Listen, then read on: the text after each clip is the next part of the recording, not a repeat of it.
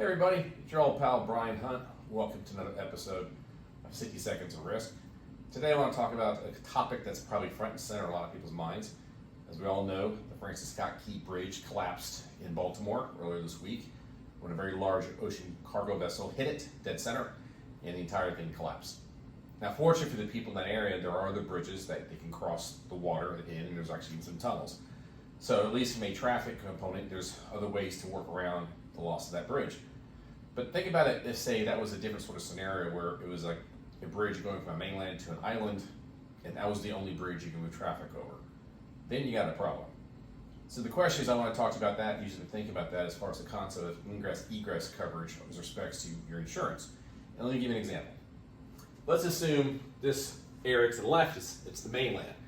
And right here in this big dark oval is an island. The green represents highway with a bridge connected right to the factory. And of course, you got all the blue, and this is the water. And this factory owner, on a constant basis, he's got product coming in and he's got product coming out. This is how he generates sales. This is part of the entire business model they do. But the key thing is, you look at beyond the fence line of your operations, this is the only bridge. And what happens if this bridge was to go down? Well, let's just say for the purpose of this, it's not as big as the Francis Scott Key Bridge, but it might take, if everything goes well, 6 months to replace this. So you could be looking at 6 months of lost revenue towards your operations. That could be a death blow. Now, this is what we call in sort of a business interruption exposure. Now, typically business interruption is triggered as a result of the loss of property damage.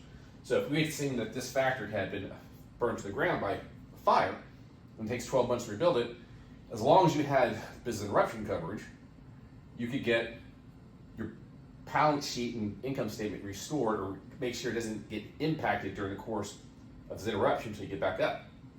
But typically when property damage, in order for a trigger of a time element, there has to be some sort of physical damage to a property you own.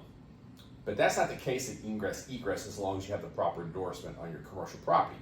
Because ingress, egress is trying to provide coverage if by chance everything's fine with you, but there's one entry point in and out of your facility and you can't get to and from, that's a disruption to your operations. And by precedent, ingress, egress can be triggered without having property damage that you own, just as long as you are dependent upon that highway, that trail line, rail line, whatever the case may be. If this goes down, your operations are severely impacted. So you can get coverage, time element coverage, to help steady out your income statement during the course of disruption until the bridge is back up and functional. Now, like all things, coverage is based upon wording in your document, and on egress, there might be a sublimit. So if your exposure for 6 months is, say, let's call it $5 million of lost revenue, and also more importantly, your business interruption, because remember, business interruption is sales minus variable costs. It's not a check for the sales, it's a check for your sales minus variable costs you get from the insurance carrier. And let's say if that was, say, $6 million, but if all you have is a sublimit of, say, $1 million, then you have a potential delta of $5 million if you can't get that bridge back up and running. So like all things, you've got to understand what's beyond your fence line that could impact your operations, identify that risk, quantify that risk if it was to be impacted, and make sure your coverage is in line with the exposure. Make an informed decision. Think about, as we say, think about the worst and plan for the best.